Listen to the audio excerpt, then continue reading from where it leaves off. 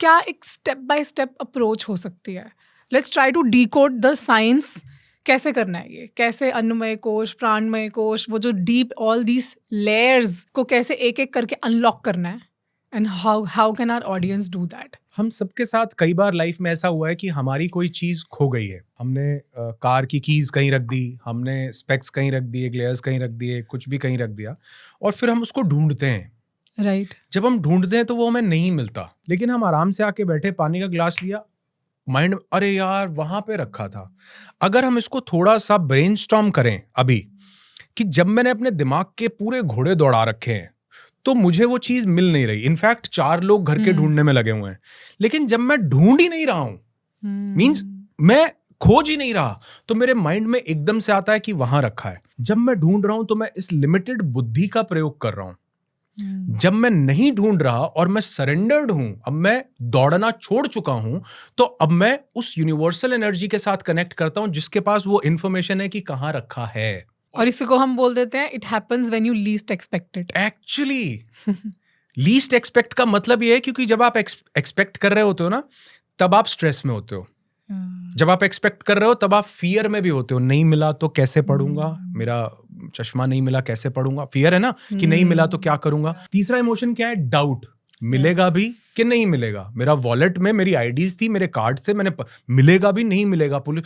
तो जितने भी इमोशंस हैं आप सब देखो, सब बिल्कुल लोअर फ्रीक्वेंसी के इमोशंस हैं. लेकिन जैसे ही मैंने छोड़ा, मैंने लेट गो किया, अब मैं ये नहीं कह रहा हूं कि मैं बहुत एलिवेटेड स्टेट पर चला गया, लेकिन मैं उस नेगेटिव स्टेट से बाहर आ गया. राइट. वो फियर हट गया.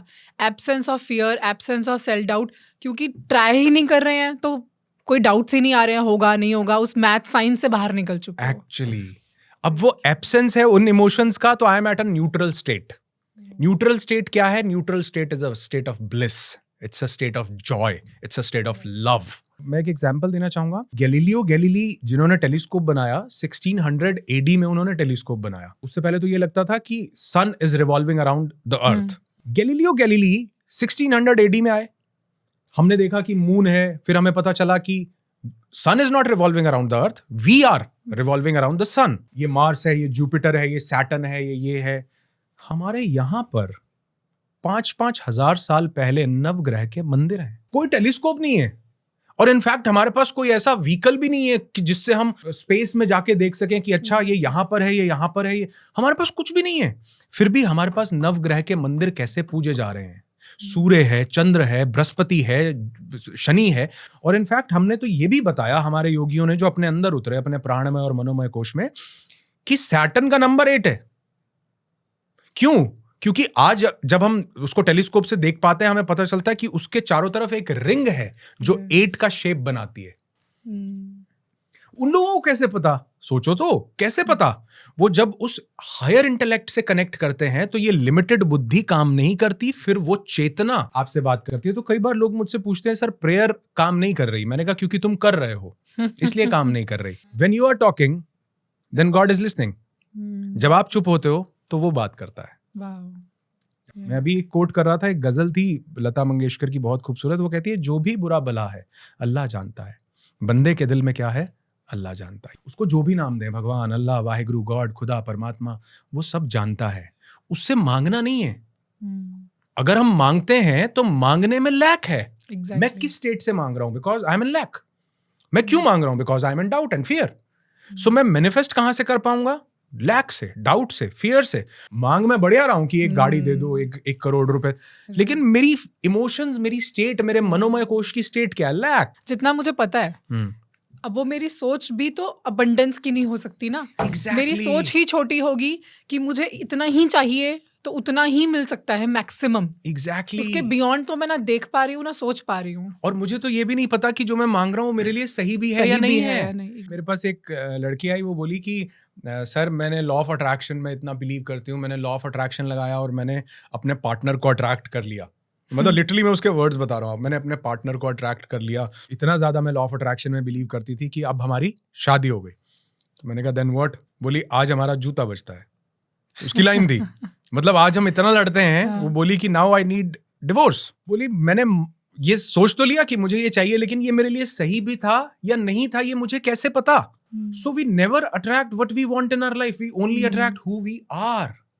आप ये सोचो कि मुझे जिसके पास ग्रैटिट्यूड हो, जो करुणावान हो, जो मेरे साथ हेल्पफुल हो, जो मेरे साथ एक ट्विन फ्लेम बन के चले, आप ये चीजें अट्रैक्ट करो। आप गलत लगे हुए हो कि पर्सन, गाड़ी, पैसा, बंगला, नहीं, उससे मिलने वाला इमोशन क्या फुलफिल होगा तुम्हारा। वो लड़की ठीक कह रही है कि हमारी लड़ाई होती है, अब we are not on the same page. वो मुझे घर से बाहर नहीं निकलने देता, वो मुझे ये कपड़ा नहीं डालने देता, वो कहता लड़कियां ये कपड़े नहीं डालती। तुमने उस पर्सन को अट्रैक्ट किया, लेकिन उन इमोशंस को, उस स्टेट को जिसमें वो होना चाहिए था, वो तो नहीं मिला।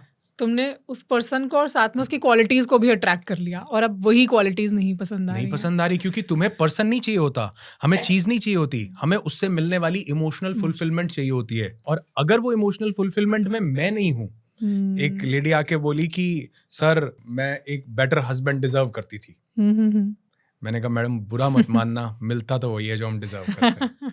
हमें ऐसा लगता है, लेकिन हम जिस इमोशनल स्टेट में हैं, हमें वैसे ही लोग मिलेंगे, वैसी ही सिचुएशंस, वैसी सब कुछ मिलेगा। तो मुझे लगता है कि अगर हम एनर्जी के लेवल पर आकर देखें, जहां पर क्या चीजें हैं, हमारे इमोशंस, हमारी फीलिंग्स और हमारी जो एनर्जी जो हमारे 72,000 नाड़ियों में फ्लो कर रही है, अगर हम इन तीनों को बैलेंस करें तो हर चीज जो भी हम चाहते हैं, हम उसे अट्रैक्ट नहीं करते, बल्कि वो हमारे पास आती है। वो लोग आपको चुनेंगे, वो ढूंढ के आपके पास आएंगे। एक छोटा सा गुड़ का टुकड़ा, चीनी का टुकड़ा या कुछ भी रख दो, तो क्या आपको मार्केटिंग करनी पड़ेगी कि चींटियां आओ और गुड़ खाओ? वो ढूंढ लेंगी, क्योंकि उनकी फ्रीक्वेंसी मैच हो रही है। राइट। तो इसलिए हमें ढूंढने की जरूरत नहीं है, हमें गुड़ होने की जरूरत है, हमें उस इमोशनल स्टेट में होने की जरूरत है। तो वी कैन अट्रैक्ट एनीथिंग जो हम जिंदगी में चाहते हैं। Thank you so much for watching this clip. और अगर आपने इस क्लिप को एंजॉय किया है तो आई प्रॉमिस यू कि आपको इस पूरे एपिसोड में से भी बहुत कुछ सीखने को मिलेगा। पूरे एपिसोड का लिंक डिस्क्रिप्शन में अवेलेबल है।